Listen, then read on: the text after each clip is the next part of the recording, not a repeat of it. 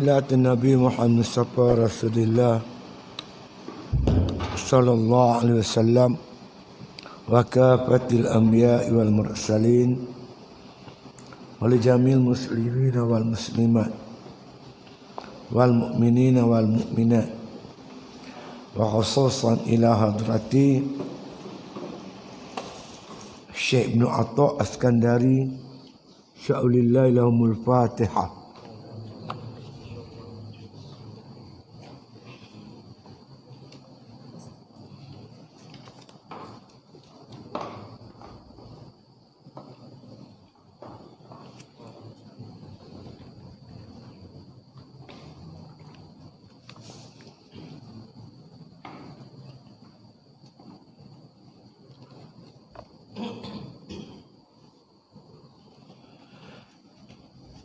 Bismillahirrahmanirrahim.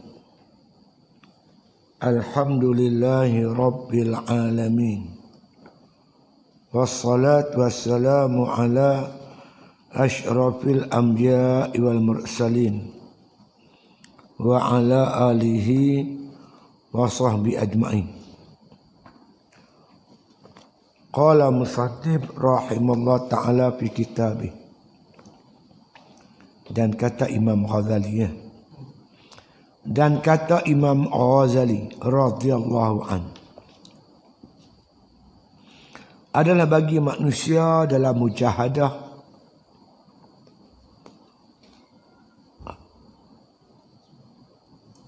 mujahadah hawanya itu dengan beberapa ahwal. Pertama, bahawa mengalahkan hawa itu akan dia, maka tiada boleh disalahinya itu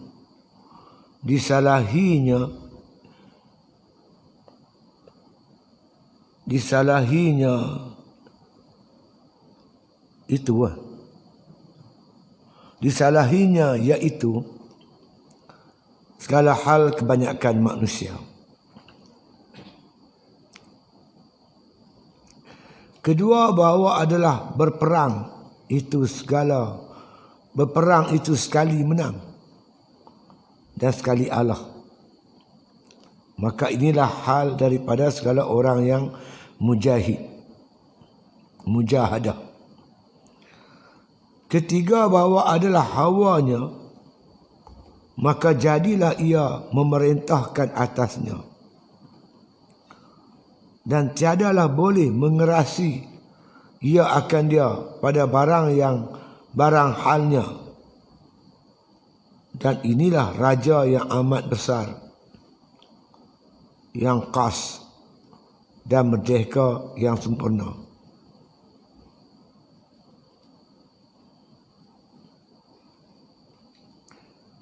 Ini berkaitan dengan bicara yang kita bicara ni lah, berkaitan kedudukan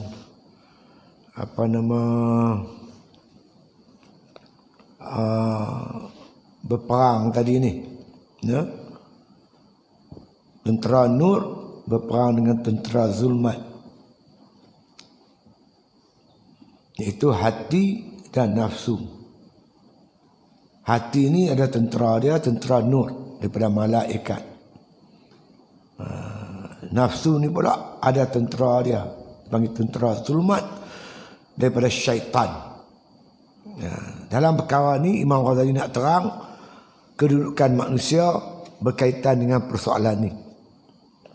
Kata Imam Ghazali radhiyallahu an, adalah bagi manusia dalam mujahadah hawanya itu dengan beberapa ahwal. Ahwal ni kelakuan. Di manusia ni ada 3 macam berkaitan dengan memerangi hawa nafsu. Ada 3 bentuk, 3 macam. Pertama, bahawa mengalahkan hawanya itu akan dia. Dia sentiasa kalah di hawa nafsu dia.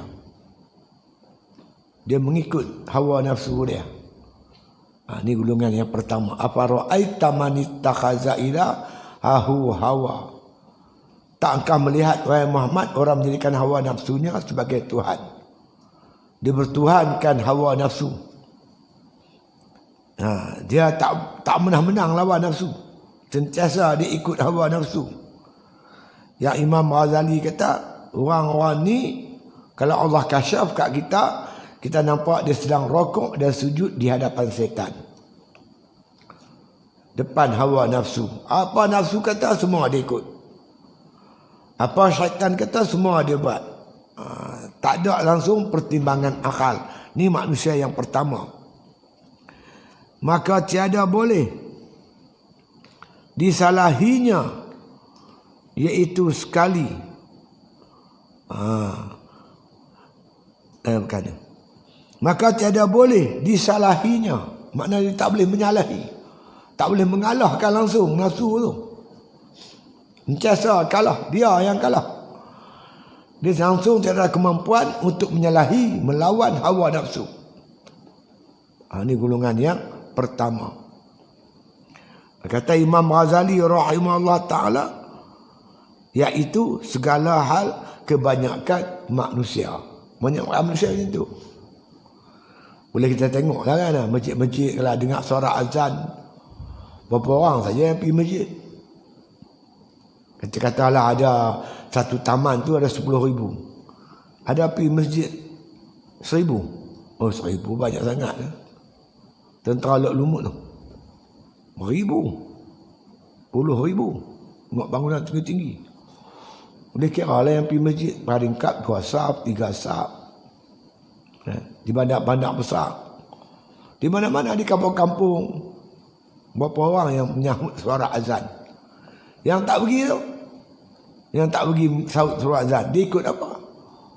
Ramai kali dikalahkan oleh hawa nafsu. Ramailah bilangan dia. Sebab itu Imam Ghazali sebut kebanyakan manusia. Dan dia pun tak tahu nafsu tu apa dah.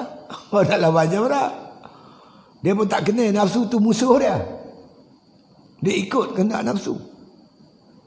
Segi pakaian, segi pergaulan laki-laki perempuan, segi makan minum, bawa orang yang kira halal haram. Banyak tak kira halal haram, dia sapu macam dia. Ni kebanyakan manusia mengikut kehendak hawa nafsu, kata Imam Ghazali. Itu golongan pertama. Wal'iyadzubillah. Mudah-mudahan kita tak termasuk di kalangan golongan ni. Kedua, bahawa adalah berperang itu sekali, menang sekali. Berperang itu sekali menang, sekali Allah. Ada yang kedua ni golongan yang berperang, yang berlawan. Golongan ini dipanggil mujahadah, bermujahadah. Sentiasa melawan hawa nafsunya beserta syaitan. Sebab nafsu ni dia, geng dia syaitan. Kalau dia berlawan, masa tu dia dibantu oleh para malaikat. Malaikat bantu dia. Tapi dia kena perang lah. Kalau dia tak perang, malaikat tak bantu. Semua perang, peperangan, sama ada perang bersenjata atau perang hawa nafsu, syarat dia kita kena lawan. Turun ke medan, bawa parang, bawa pedang, lawan. Masa tu baru malaikat datang bantu. Malaikat tak turun bersendirian. Malaikat turun seorang-seorang dia, tangkap Abu Lahab, tangkap Abu Jahal, tak ada dia. Nabi turun dulu ke medan, baru mai datang malaikat bantu. Kita ni kena tunjuk kesungguhan kita dulu, berperang hawa nafsu, baru Tuhan bantu, malaikat bantu. Ni golongan yang kedua. Dia berperang, adat perang lah. Kadang-kadang menang, kadang-kadang kalah. Sekali menang, sekali Allah. Inilah hal daripada orang yang mujahadah. Dipanggil orang yang bermujahadah, berjuang menentang hawa nafsu, menentang syaitan. Dan medan ni pula medan menentang musuh-musuh Allah. Jasa berperang, melawan. Makna kita makna dia kalah ya baru dia tewas, tapi dia lawan dulu. Ni golongan ni orang panggil golongan mujahadah. Wallazina jahadu fina lanahdiyannahum subulana, kata Allah. Siapa sungguh-sungguh di jalan kami, bermujahadah lah di jalan kami, kami tunjuk jalan, kami bantu, kami tolong. In tansurullah yansurkum. Kamu tolong Allah, Allah tolong kamu. Wa yusabbit aqdamakum. Allah tetapkan tapak-tapak kaki kamu. Di golongan mujahadah. Menang kalah tu biasalah. Kalah lawan lagi. Bukan sekali kalah sengap terus tak, mangkit lawan. Sentiasa bermujahadah, sentiasa berlawan.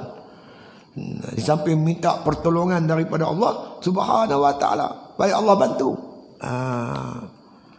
Ni golongan kedua. Macam mangkit tengah malam tu kadang 30 hari menang seminggu, yang 3-4 minggu, 3 minggu lagi kalah. Mungkin minggu depan, bulan depan lain pula. Jadi sentiasa dia bermujahadah. Ni golongan kedua.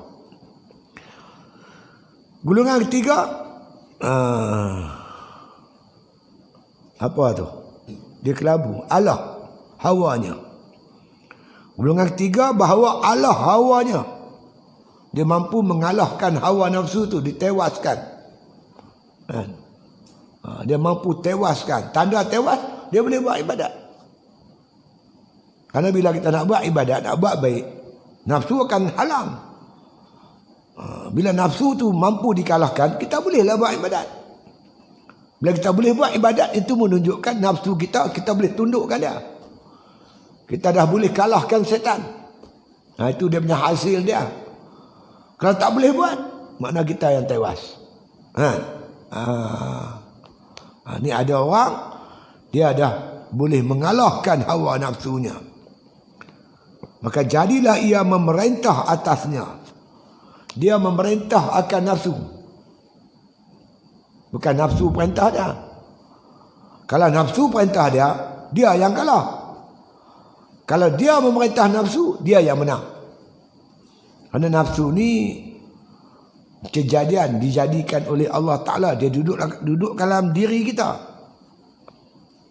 Macam juga akal, kita bincang tu akal, ruh, lagi hati, nafsu. Dia sekali tu. Namanya berbeza-beza. Kita nak buang nafsu dah. Islam tak suruh buang nafsu. Sebab nafsu tu kejadian diri kita. Dia memang duduk dalam diri kita. Nak buang macam mana? Memang Allah jadikan. Nafsu tu Allah jadi. Cuma nafsu ini kita jangan ikut dia. Bagi dia ikut kita. Nafsu ni kenderaan. Kita nak apa? Nak makan. Kena ada nafsu. Tak ada nafsu nak makannya mana?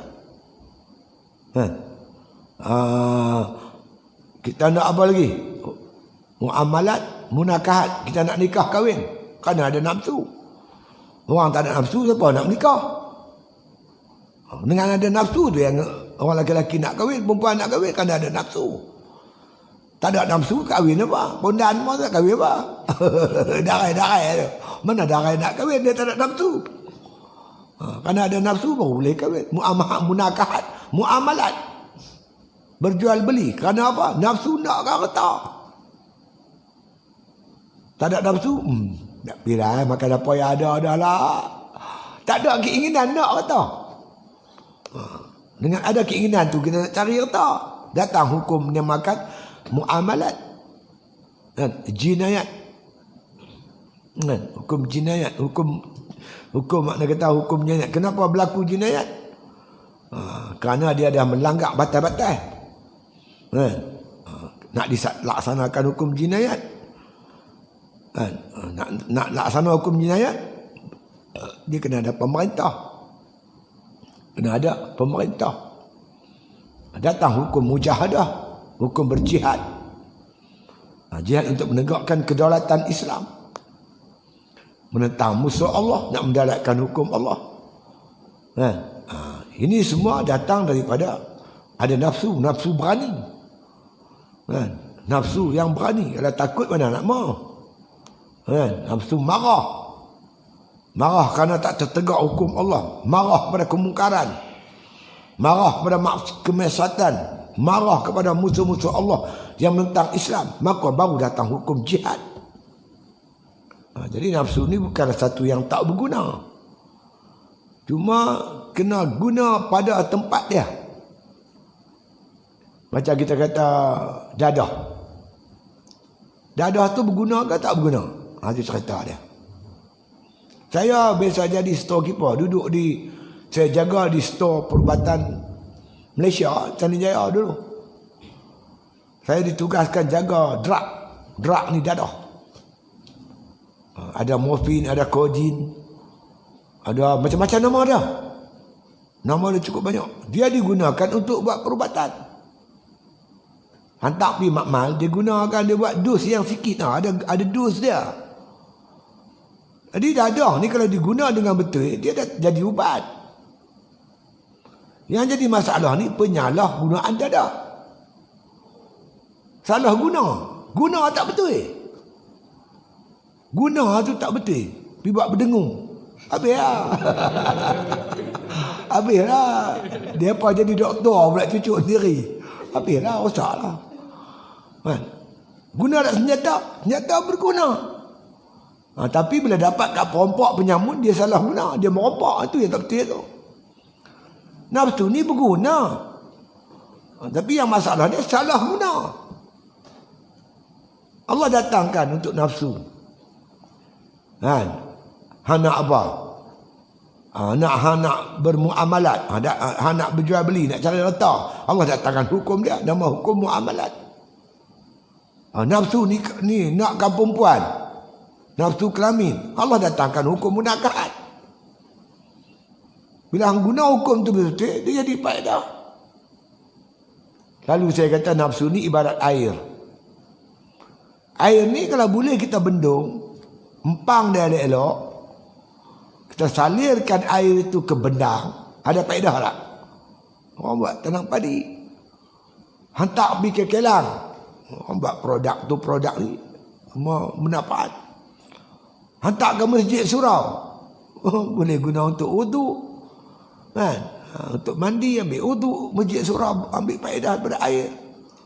Disalirkan ke taman-taman perumahan, perkampungan, orang guna untuk mandi, basuh, minum, masak. Kan? Ada faedah? Ada. Pasal apa? Sebab dia boleh kontrol, diempang. Selagi air ni boleh dikontrol, dia mendatangkan faedah. Tapi kalau tak boleh kontrol, dia banjir. Kita empang dah tak boleh, empang pun pecah. Apa jadi? Habislah, binasa. Nafsu macam tu juga. Selagi boleh dia empang, dia akan mendatangkan manfaat. Tapi bila tak boleh dikontrol, dia mendatangkan mudarat. Macam juga api. Kan? Orang guna api untuk apa? Masak, kan? Kan? Kalau di laundry tu, dia guna untuk ni, untuk welding, untuk potong besi. Ya. Selagi api itu boleh dikontrol, dia mendatangkan manfaat. Tapi kalau tak boleh kontrol, dah berlaku kebakaran, api tak boleh kontrol, habis negeri pun terbakar. Kan? Di Amerika selalu berlaku kebakaran. Baru ni di Australia berlaku kebakaran yang memusnahkan nyawa, harta benda dan sebagainya. Begitulah nafsu. Bila tak boleh kontrol, habislah. Kita bukan nak buang nafsu, nak kontrol nafsu. Macam orang Kristian kontrol, buang nafsu. Dia tak bagi padri berkahwin.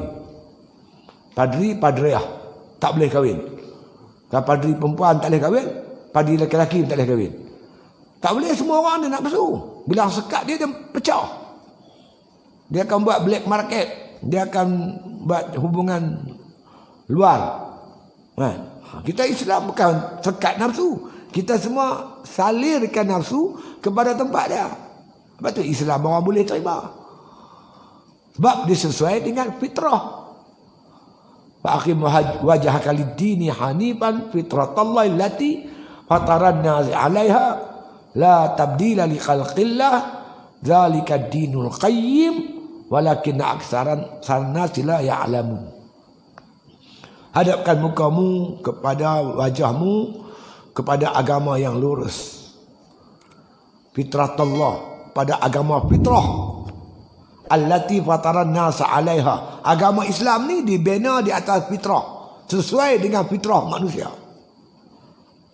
La tabdila li khalqillah. Tidak akan berlaku perubahan dalam ciptaan Allah.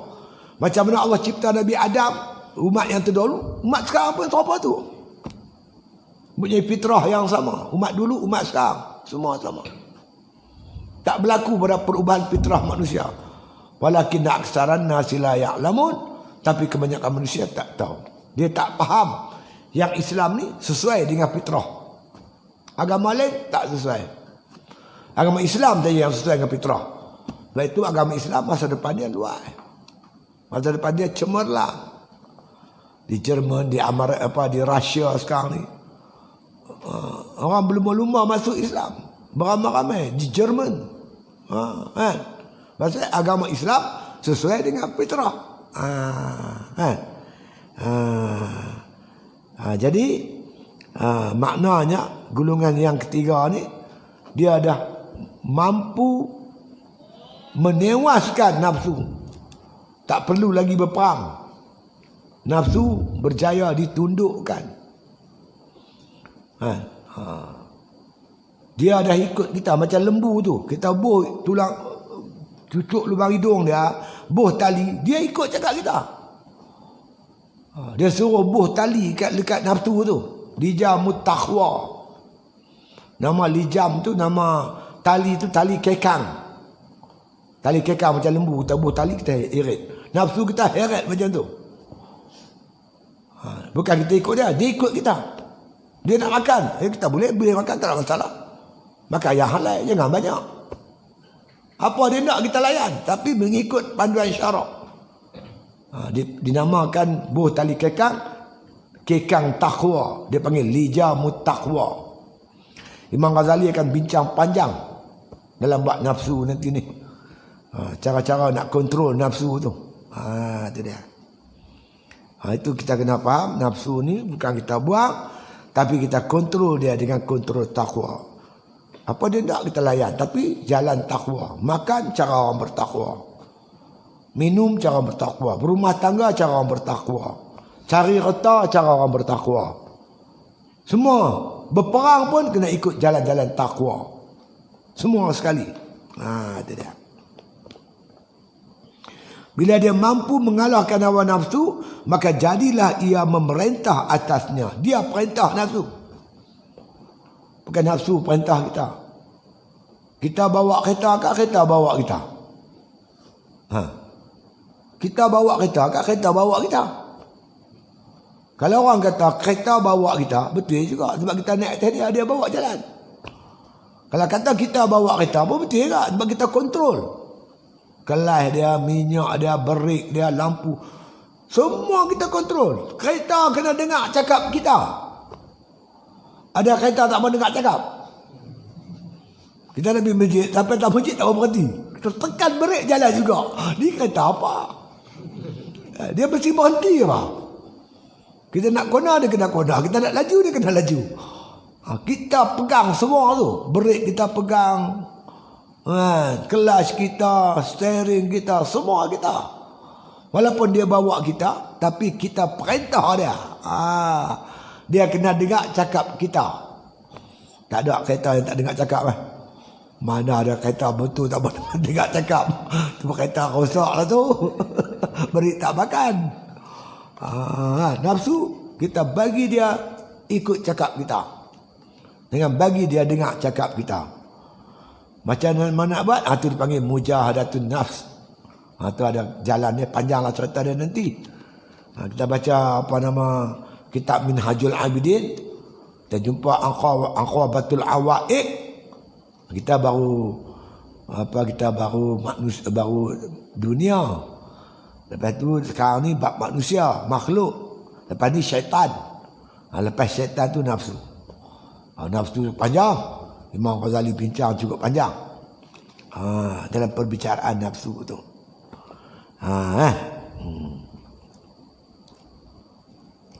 Maka jadilah ia orang tadi ni memerintah atasnya nafsu.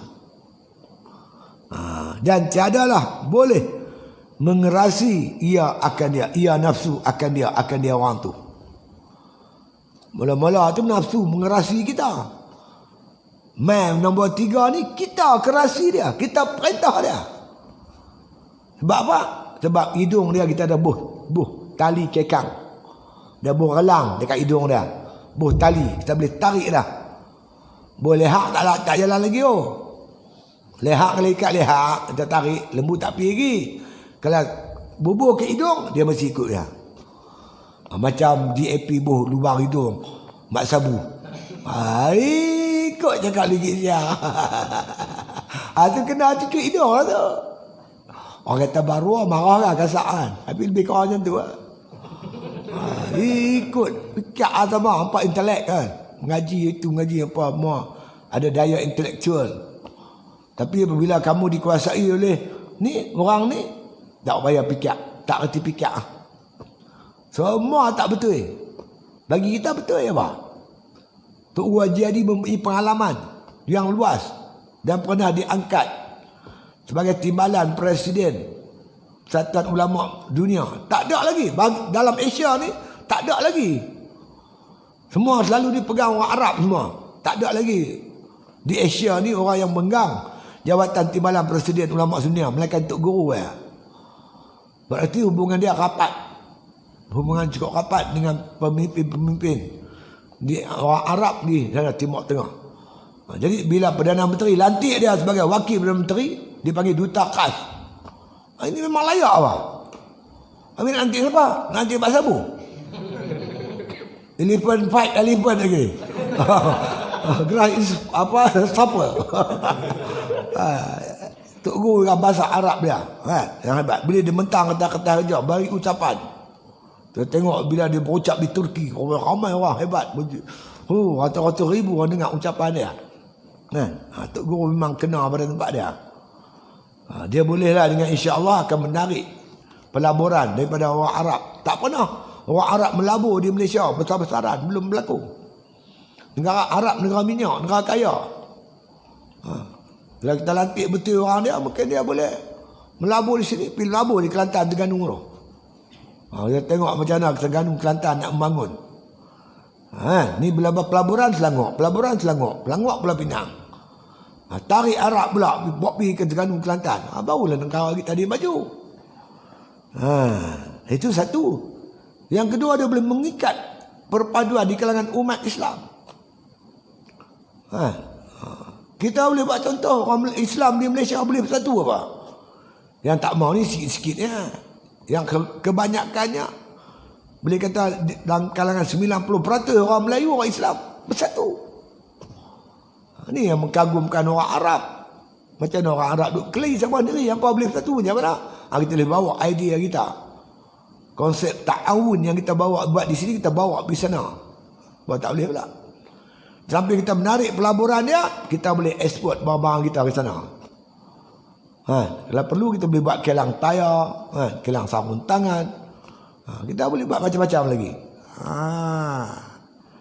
Orang nampak okey lah. Tapi Mujahid nampak KO. Dia tak nampak. Mujahid tak nampak, Khalid Samad tak nampak. Apa ni aku tak tahu jadi macam mana, aku tak tahu. Macam seolah mereka tak pernah kenal siapa dia Tok Guru Haji Adi Awang. Walaupun duduk nampak lama lah, tapi macam tak pernah kenal. Inilah kata orang ni, bila ada makna nafsu menguasai diri dia, dia tak nampak lorong. Tak ada cahaya, gelap. Kan? Itu dia. Fil akhirati a'ma wa adallu sabila. Gelap, tak nampak jalan. Sebab tak dapat hidayah dan petunjuk daripada Allah. Dan Allah tutup mata hati dia. Duduklah dalam gelap. Berkawalan dengan orang kafir yang menentang Islam, DAP tu. Dia boleh maki ulama, dia boleh kata macam-macam kat ulama. Dia tahu ni kata apa kat siang, bodoh. Itu dia. Ini golongan ketiga. Dia memerintah nafsu, bukan nafsu memerintahkan dia. Ya. Pada barang yang halnya, kelakuan dia macam itulah. Dan inilah raja yang amat besar. Innal muluk iza dakhalal qaryah afsaduha wa ja'alu 'izzata ahliha azillah. Bila raja masuk satu qaryah, jadi masuk satu daerah, satu negeri, afsaduha, dia merosakkan negeri itu. Raja ni ialah dinamakan Nurul Waridat. Bila dia menguasai hati, dia mengalahkan habis hawa nafsu. Nafsu di bawah perintah dia. Ini raja besar yang khas. Itu dia. Dan merdeka yang sempurnanya. Sempurna merdeka. Sebab siapa tak boleh kacau dia dah. Dia bebas untuk buat apa saja. Nak menyembah Allah, nak bangun malam, nak baca Quran, nak berzikir, nak berwirid, nak puasa sunat. Siapa tak boleh ganggu dia. Sebab yang ganggu selalu ni nafsu. Tentera nafsu, setan. Bila berjaya mengalahkan nafsu, setan tak boleh lah. Sebab setan dia nak kacau kita. Dia kena ada kaki. Kaki tak ada. Macam kita kata macam berlaku di Afghanistan. Macam mana Rusia boleh masuk ke bumi Afghanistan? Dia kan serang macam tu ya. Dia nak masuk tu. Dia nak masuk, dijemput oleh pemerintah. Pemerintah tu pro Rusia, komunis. Dia jemput komunis masuk. Dia tak? Kalau orang tak jemput, dia tak boleh masuk. Dia tak boleh menyerang macam tu ya. Dia kena ada orang jemput. Faham tak? Jadi yang jemput setan tu nafsu. Bila nafsu kita kontrol dia, terputuslah hubungan setan dengan nafsu ni, terputus hubungan. Punca macam mana corona masuk. Pasal dia bagi masuk Cina ramai-ramai ke Malaysia tanpa kawalan. Tidak ada visa masuk. Ketika makna kita kata di Wuhan tu, corona bermerajalela, kerajaan masih tak sekat lagi. Bahkan dia dengan sombong dan angkuh cakap, meh sini kita ada hospital mampu mengubat corona. Ni semua cakap. Jemput Cina tu meh. Dia pun ada bawa penyakit. Kalau tak ada mereka ni, mereka wawai sekat. Macam mana corona nak masuk? Dia jemput. Welcome corona. Ucap selamat datang. Mai. Kami tak heran corona. Sekali yang kelam ni kelam kabut lah. Baru dia tahu. Sedangkan WHO dah bagi amaran. Dia bagi amaran lah. Jaga-jaga Malaysia, jaga-jaga. Menteri Kesihatan masa tu dah pada, Dr. Zul. Dia kata jangan dengar cakap WHO. Nanti kita panik. Pula dah. WHO bagi peringatan. Dia suruh abaikan peringatan WHO. Itu punca masuk Malaysia. Mahathir pula kata apa? Dia tak habis, dia kata nak buah mana ni? Pelancong ni. Dia kira pelancong. Dia kira income, duit masuk. Dia tak kira penyakit tu. Mana Tuhan bagi. Semua salah mereka ya. Punca dia daripada mereka. Lah ni buat kacau. Orang buat kerja buat kacau. Duk diam sudah lah. Hampa punya pasal jadi macam ni semua. Lepas tu nak minta, nak suruh Dr. Zul pula jadi penasihat. Dah bagi lingkup lagi ada.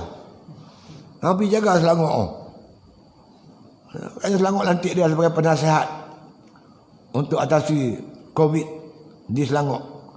Selangor lagi tu yang paling banyak sekali kena. Sampai dia buat sekatan. Tak boleh masuk Petaling Jaya. Peringkat tu. Petaling Jaya dah tu. Lepas tu bersalah kat Seri Petaling pula dah. Salah dekat tablik. Tablik ni generasi yang keberapa. Asal usaha dia main daripada Cina. Yang tu yang kena dekat tablik tu.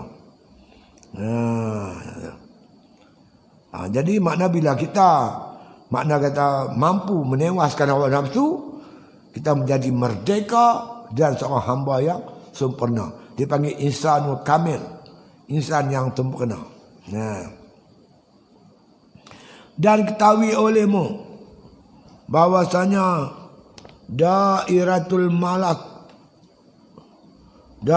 dairatul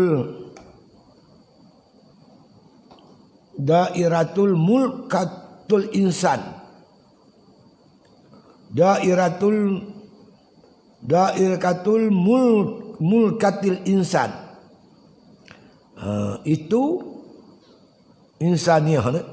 Al-insaniyah itu iaitu berhimpun bagi segala bahagian lawanan daripada nur dan juga zulmat, kufur dan iman, taat dan maksiat dan lainnya.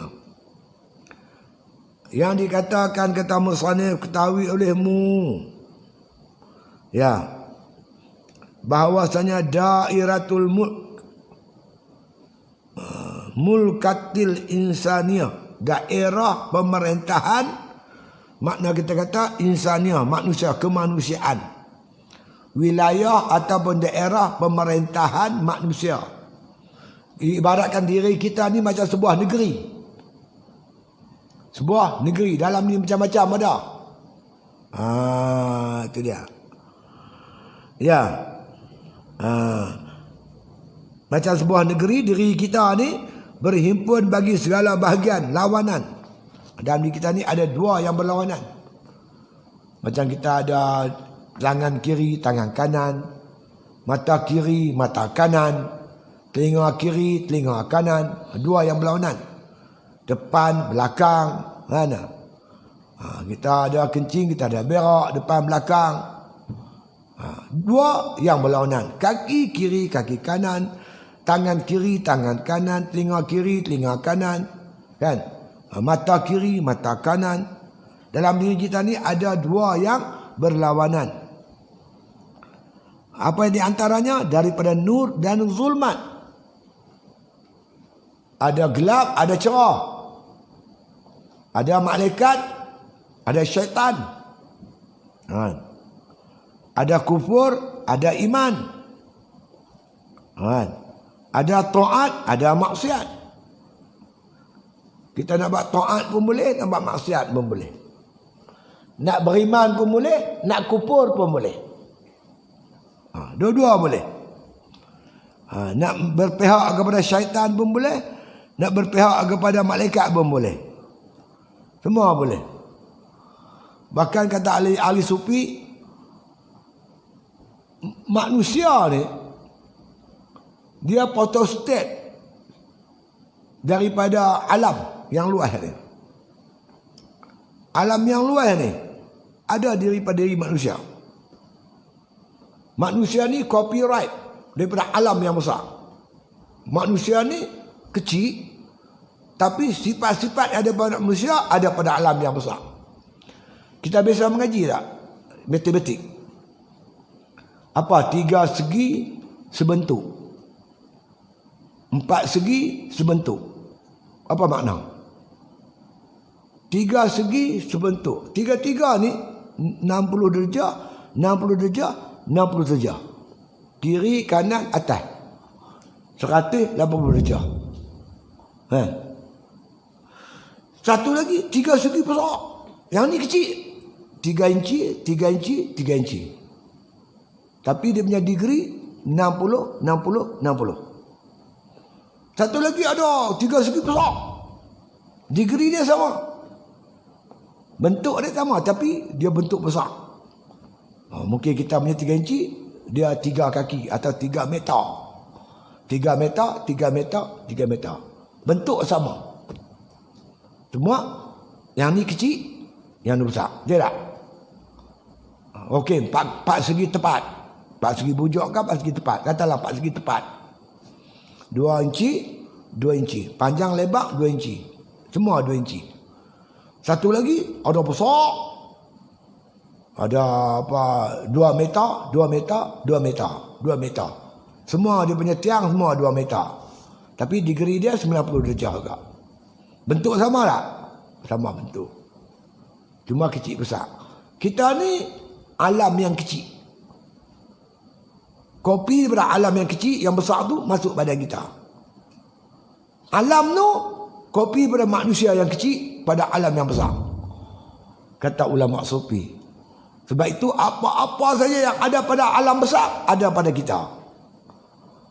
Apa-apa saja yang ada pada kita, ada pada alam. Sebab itu Allah Ta'ala jadikan manusia sebagai khalifah di muka bumi untuk mentadbir alam. Pada semua sifat alam ada kat dia. Sebutlah apa-apa, semua ada. Apa ada pada alam ni? Ada bumi. Sifat bumi. Sifat bumi ada kat kita. Ini rambut. Bumi tempat tumbuh-tumbuhan. Kita ni kulit kita semua tempat tumbuh-tumbuhan. Ada rambut, ada bulu, macam-macam ada. Ada apa lagi? Ada sungai. Alam ni ada sungai. Kita pun ada sungai. Ni semua ni sungai ni mengalir ni darah ni. Tak pernah berhenti. Tahu jalan. Duk mengalir air alam ni. Sungai pada. Apa ada lagi? Matahari. Matahari pun ada kat kita. Matahari dia suluh terang. Matahari ni lebih terang daripada matahari tu. Matahari nak abang bagi, kalau disekat cahaya dia tak sampai. Matahari tembak di sana. Pum kena masjid ni. Di tepi sebelah sana. Tersangkut. Tapi matahari orang yang memiliki cahaya Tuhan bagi kat dia lebih terang pada cahaya matahari. Dia boleh tembus sampai mana lah. Boleh tengok kubur, kiamat, dosa, pahala, semua dia nampak. Apa lagi ada? Lauhil Mahfuz. Lauhil Mahfuz, tempat simpan segala ilmu. Kalau orang bagi kat Allah, bagi kat dia hati dia tu, dia boleh simpan Quran 30 juzuk, beribu-ribu hadis dia boleh hafal. Dia boleh ingat. Tu dia yang kata ni lebih hebat. Sebutlah apa? Nak sebut binatang. Ada manusia. Bila dia marah macam rimau. Ya. Kalau dia tomak lebih teruk pada anjing. Dalam semak ada duri ayam kuning buat sarang. Orang tomak selalu rogi macam anjing dengan bayang-bayang.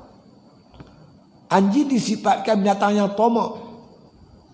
Dia gunggung tulang, dia lalu atas titi, dia nampak bayang dia dalam bayang tu, dalam laut sungai tu, dia kata anjing tu nak rebut tulang dia. Dia pun buka mulut, dia tampar anjing di bawah tu, habis tulang dia cabut. Dia ada satu tulang, dia nak berapa tulang? Nak satu lagi, dia nak dua. Tomak anjing 2 tulang. Tapi manusia tomak bukan 2 tulang. Satu trailer tulang pun tak cukup. Sebutlah apa-apa. Semua ada manusia. Yang baik pada, yang jahat pada. Lepas tu bila manusia dijadikan oleh Allah dengan kelebihan macam-macam. Untuk menjadi khalifah Allah di muka bumi. Untuk mentadbir muka bumi ni dengan hukum hakam Allah Subhanahu wa taala. Itu dia. Panjanglah cerita dia tu.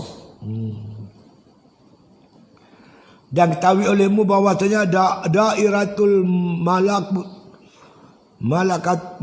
malakatil insaniyah, daerah pemerintahan manusia itu, diri kita ni berhimpun segala bahagian yang berlawanan. Nur pun ada, zulmat pun ada, kufur pada, iman pada, taat pada, maksiat pada. Tuhan bagi akal, pilihlah. Nak taat ke, nak iman ke, pilihlah. Kalau kamu nak taat, Allah hantar malaikat bantu. Kalau nak kufur, Allah hantar syaitan bantu. Pilihlah mana yang nak. Allah tolong kita. Wa hadainahu najdain, kami bentang mereka itu 2 jalan. Pilihlah jalan mana. Jalan ke syurga, jalan ke neraka. Jalan ke syurga dipenuh dengan ujian-ujian. Apa Nabi kata, syurga itu innal jannata huffat bil makarih. Syurga itu dikelilingi oleh perkara yang dibenci oleh hawa nafsu. Syurga nak pergi dia memang payah. Nafsu tak gemak. Wa innan nara hufat bisyahwat. Tapi neraka itu dikelilingi oleh perkara yang digemari oleh hawa nafsu. Pilihlah mana kita nak. Ya. Itu dia. Ya, iman dan taat. Dan maksiat. Iman ada pun, taat pun ada, maksiat pun ada, dan lain lagi. Dan lainnya. Dan sungguhnya telah dijadikan bagi tiap-tiap lawanan yang melawan akan dia. Tiap satu ada yang lawan. Kita nak buat baik ya, nak bangkit mayang tahajud ya, ada saja ada main kacau. Biasa untuk buat relax ya, memang adat. Dia nak buat ini orang duk kata baik kerja dia, itu memang kerja dia. Sifat pejuang Islam wala yakhafuna laumata laim. Tak takut dengan celaan orang mencela. Biar pergi kerja dia. Abang-abang tu berabak dah. Biar anjing menyalak. Anjing biar dia menyalak. Khabilah akan meneruskan perjalanan dia. Itu pepatah Arab tu saya tak apa yang dia punya tu matan dia. Anjing menyalak. Khabilah orang yang jalan di padang Mesir ni. Daripada Mekah nak pergi ke Syam. Teruskan perjalanan. Biar pergi anjing menyalak pergi ke dia. Kerja dia. Kerja kita terus berjalan. Kita akan buktikan bahawa kita boleh buat kerja. Hari tu mereka riuh kata Tuan Ibrahim Tuan Man tak pandai cakap orang putih. Orang tak boleh pegang kementerian apa nama ni, Kementerian Alam Sekitar. Gitu gini. Lah ni tak nak dengar lah, senap lah. Bahkan lebih baik lagi dia di situ. Kan? Komplain dan komplain. Kita akan buktikan. Kita menganggap penghinaan mereka sebagai satu cabaran bagi kita untuk buat kerja lebih baik lagi. Kita akan buktikan kita lebih baik. Sebab kita bawa Islam. Orang lain bawa ilmu ya, ilmu keduniaan ya. Kita bawa Islam sekali. Bagaimana Islam memandang alam sekitar. Ya, nak didik rakyat supaya menjaga alam sekitar. Bukan setakat mana kata undang-undang dunia. Memang Islam nak bersih sungai, bersih. Jangan tebang pokok berleluasa. Zaharal fasadu fil barri wal bahr bima kasabat aydin nas. Berlaku banjir, kerosakan macam-macam di dunia ni kerana tangan manusia. Kita bawa konsep alam sekitar mengikut Islam. Untuk Tuan Ibrahim Tuan Man ada buku orang karang bab alam sekitar. Dia bagi seorang satu dekat staf-staf dia, pegawai tertinggi dia, supaya melihat alam sekitar ni di sudut Islam. Belum ni tak ada ikut cara, tak ada langsung dikaitkan dengan Islam. Kita nak kaitkan, nak sebut alam ni ciptaan Allah. Kita kena jaga dia bagi rosak. Kita buat. Takiri kita pula, pegang-pegang jawatan terus bercakap. Kita akan cari pasaran baru untuk minyak sawit dan getah kita. Cari pasaran baru. Mungkin bukan selama ni kita duduk bergantung kat China dengan India ya. Mungkin kita buka pasaran baru, cari pasaran baru. Dunia luas lagi, banyak lagi. Terutama pasaran-pasaran di negara Arab dan sebagainya. Afrika banyak belum diterokai. Itu dia. Ya. Jadi tiap-tiap apa yang kita baik, buat baik. Dia kata tiap-tiap melawan, yang melawan akan dia. Ada perlawanan, pertempuran. Maka lawan akal itu nafsu. Akal berfikir cara baik. Untuk patuh perintah Allah, nafsu lawan. Nafsu mana suka. Dan daripada tentera akal, itu malaikat. Akal atau hati dibantu oleh malaikat. Dan daripada nafsu, tentera nafsu itu syaitan. Syaitan bantu nafsu. Berperang. Dan tiap-tiap satu daripada firqah itu seteru bagi yang satu lagi. Satu firqah, satu puak. Musuh dengan puak ni. Itu yang Allah Ta'ala jadikan kita macam tu. Nak bagi kita pahala. Pahala berjihad menentang hawa nafsu. Malaikat mana ada nafsu? Dia buat ibadat banyak tapi nafsu tak ada. Mana ada malaikat ada pahala? Ada dengar cerita malaikat semayang dapat pahala? Tak ada. Pahala ni tu manusia ya. Dengan jin. Pasal dia terpaksa berperang. Lagi susah kita buat ibadat, lagi payah. Macam orang mengaji Quran kan. Kan kita sangka kawan yang hafal laju tu dia pahala banyak, belum tentu. Yang duk merangkak tu. Saya dulu masa duduk di kem tahanan, saya mengaji dengan Ustaz Bakar, saya mengaji kitab. Yang kawan kita tu Haji Musa ada tu. Dia duduk di dia duduk di Kampung Kedah, Kampung Tengah, bawah. Dia tu mengaji tajwid.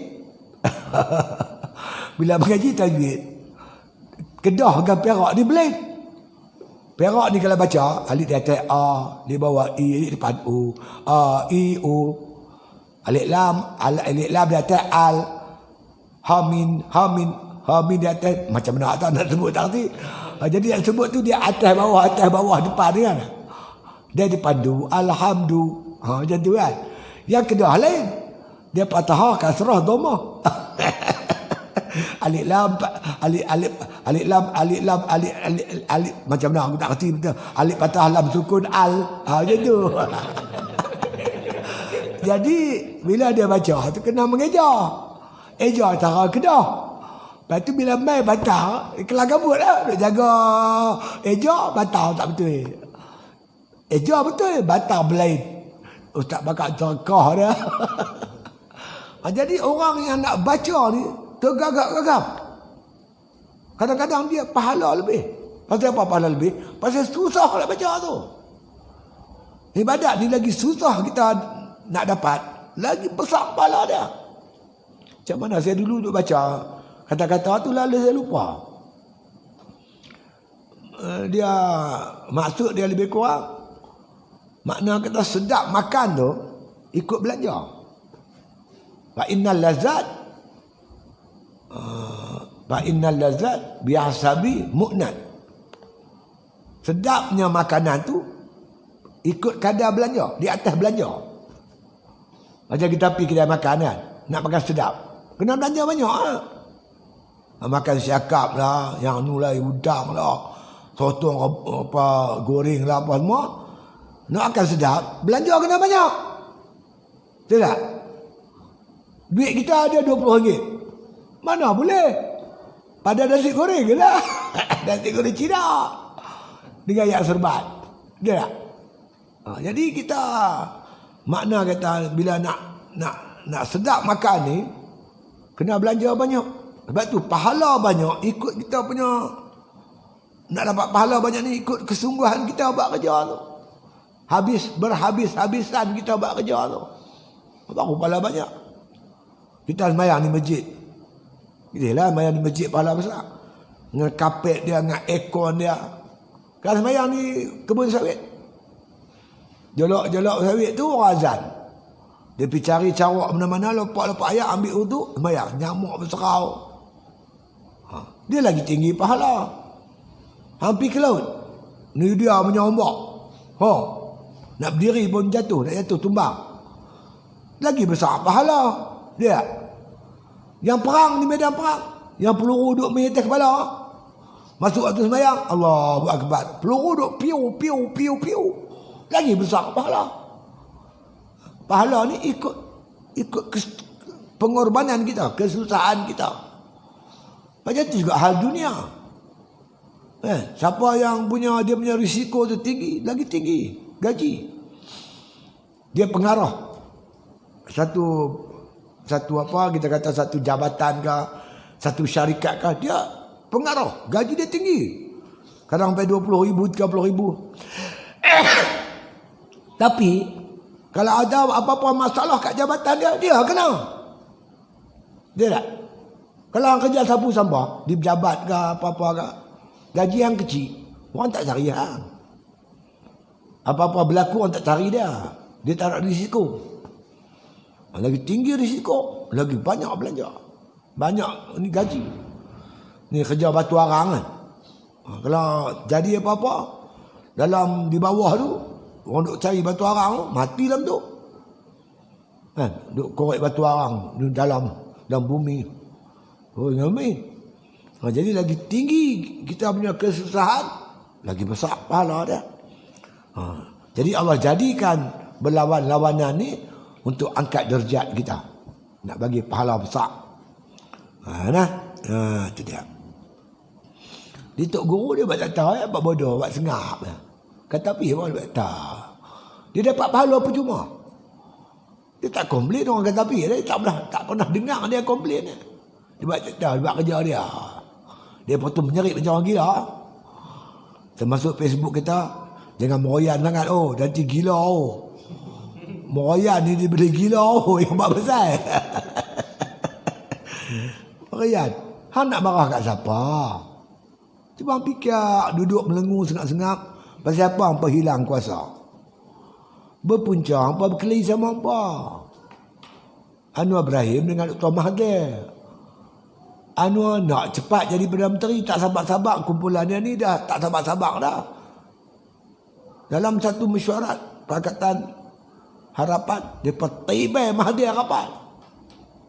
Esoknya Mahathir terus letak jawatan. Lepas tu dia tarik Pakatan Parti Bersatu, Mahyudin tarik keluar daripada Pakatan Harapan. Runtuh. Jadi punca runtuh Pakatan Harapan ni Anwar dengan Mahathir. Bukan pasal apa. Tanyalah siapa pun. Semua orang akan kata punca daripada Mahathir dengan Anwar. Lepas tu marah kami pasal apa? Marah siapa? Hampa tumbangkan kerajaan hampa sendiri. Ini salah kita. Dan kerajaan tak ada, terpulang pada agung lah. Nanti siapa pun. Kerja bodoh. Lantaklah hampa. Lantak menjerit pirah. Semua tak kena. Yang ni tak kena, yang ni tak kena. Lantak kat abang. Itu guru, dia buat tak tahu. Lantaklah hampa. Aku buat kerja aku. Sebab dua yang berlawanan ni tetap akan berlaku. Tak usah buat baik macam mana lah. Ada saja tak kena. Itu dia. Jadi, makna kata tentera nafsu ni iaitu setan. Dan tiap-tiap satu firqah itu seteru bagi firqah yang satu lagi. Dengan berseteru tabiat. Seteru tabiat. Memang tabiat dia lagu tu lah.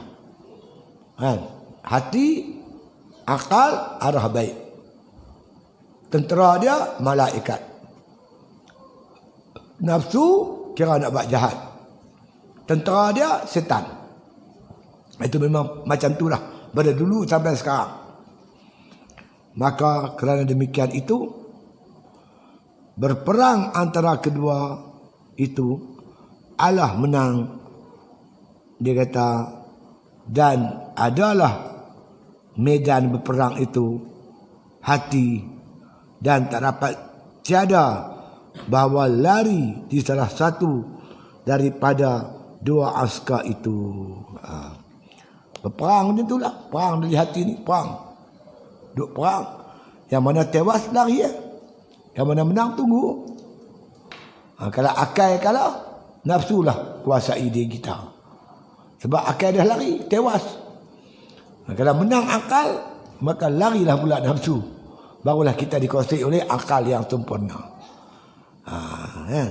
Tu kedudukannya macam tu. Maka alamat beroleh kemenangan itu sentiasa terang Anwar, dan alamat beroleh Allah itu bertindih-tindih kalbu gelap, bertindih-tindih gelap dengan segala rupa aghyar. Jadi tanda kita menang, maka kita ni hati kita terang, nampak kebenaran, nampak jalan kebaikan untuk buat taat. Tanda kata kalah kita ni bertindih-tindihlah gelap. Lepas satu gelap, gelap lagi. Lepas satu gelap, gelap lagi. Dengan segala rupa aghyar. Aghyar ni lain daripada Allah. Dunia, syaitan, pangkat, kedudukan dan sebagainya. Jadi matlamat hidup kita dah jadi tujuan tu. Bukan lagi tujuan untuk beribadat kepada Allah Subhanahu Wa Taala. Dikau macam tu. Kemudian kata musannif, ya.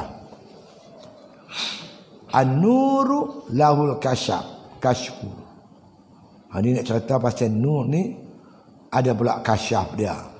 Wal basiratu lahal hukmu.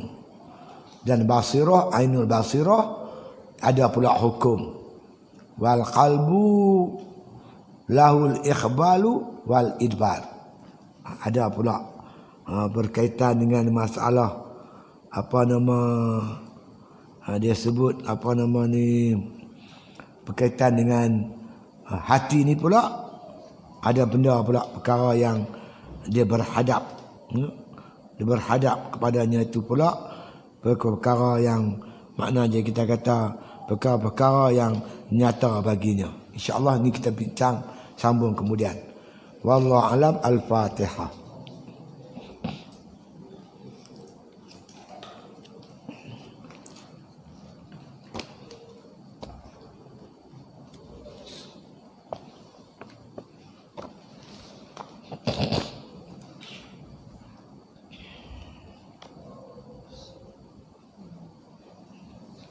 Al-Fatihah.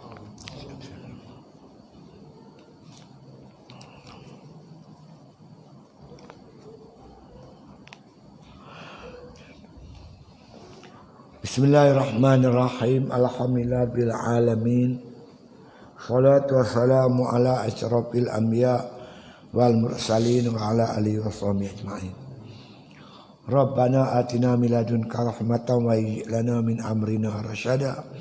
Allahumma rzuqna hubbak wa hubba man ahabbak wa hubba ma yuqarribuna ila hubbik waj'al hubbaka ahabba ilaina minal ma'il barid. Allahumma akshif 'anna al-bala wal waba wal ghala ma la yakshifu anhu ghayruk. Bismillahilladzi bismillahirrahmanirrahim bismillahirrahmanirrahim bismillahirrahmanirrahim bismillahilladzi la yadurru ma'asmi syai'un fil ardi wala fis sama' wa huwas samiul alim.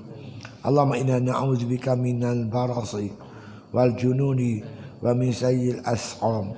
Sallallahu ala khairi khalqihi Muhammadin wa ala alihi washabihi wasallam walhamdulillahi rabbil alamin. Takbir. Allah.